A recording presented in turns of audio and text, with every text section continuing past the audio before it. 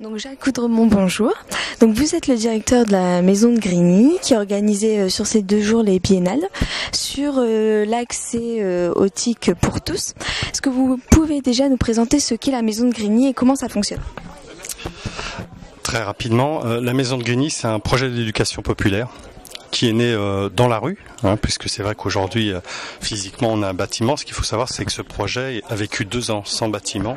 Et je crois que c'est ce qui a fait notre richesse et notre expertise, c'est que le principe, c'était de sensibiliser les personnes à partir de 2002, ça remonte déjà à quelques années, aux usages, et non pas à la machine, mais aux usages des TIC pour que vis-à-vis de la révolution sociétale, technique qui se présentait à l'époque et qui s'est confirmée depuis, on ne laisse pas toute une partie de la population à l'écart de cette évolution. Alors après, ça se concrétise par multiples activités, mais dont le principe reste toujours la participation.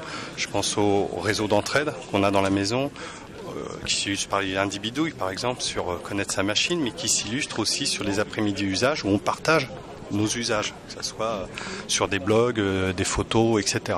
Ça, c'est une partie de l'activité de la maison où on fait, avec le développement de la vie associative, où on a de plus en plus de bénévoles qui sont dans ce système-là, qui ont été formés, mais qui maintenant forment les autres. Cette expertise, on la met à disposition maintenant de l'ensemble de la région Rhône-Alpes et au-delà quand on est sollicité depuis 2007 en termes de formation, en termes de retour d'expérience et aussi en termes d'accompagnement de projets sur le terrain. On se refuse d'être des techniciens qui arriveront, mais d'être des acteurs sociaux qui interviennent et qui qui montrent les enjeux autour, notamment à l'occasion de la construction de sites web pour des petites collectivités territoriales ou associations.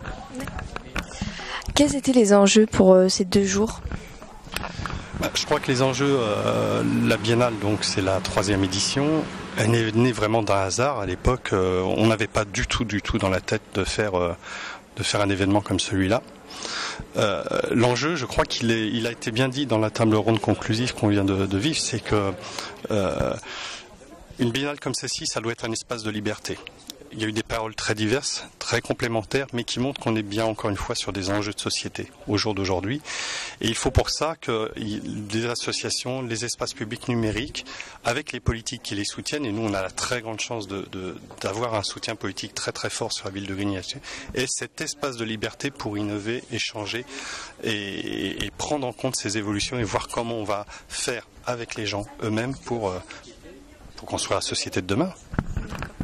Qu'est-ce que vous pouvez en tirer aujourd'hui comme conclusion de ces 2 jours de travail, 2 jours de réflexion autour de l'accès au TIC pour tous ? Première conclusion, c'est qu'on a encore beaucoup de travail, ça c'est clair. C'est un peu difficile comme ça, on vient juste d'arrêter. Je dirais que, je crois que ça a été dit là, les enjeux sont autour de la participation. C'est vraiment une dimension qui est née à la maison, mais qui n'est pas née qu'à la maison. Enfin, on le voit, nous on a la chance d'avoir un peu de temps pour faire de la veille, mais ce qui se passe dans le Nord, ce qui se passe dans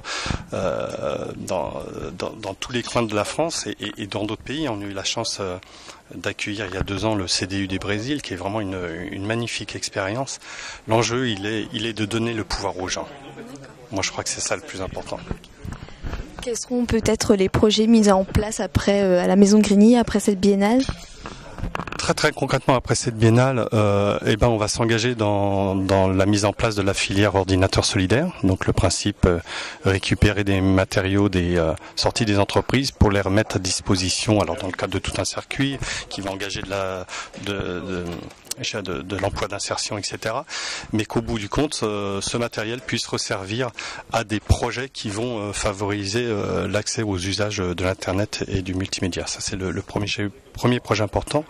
Le deuxième important pour nous, qui est peut-être plus local, c'est être cohérent avec ce principe de participation citoyenne et donc mettre notre plateforme. Alors, ça s'illustre à travers la plateforme, comme je l'ai dit, mais c'est tout un projet d'accompagnement des populations pour reprendre de la citoyenneté. C'est le projet Kikalu, que je vous invite à aller voir sur le site, qui est vraiment assez balbutiement, mais dont on espère beaucoup.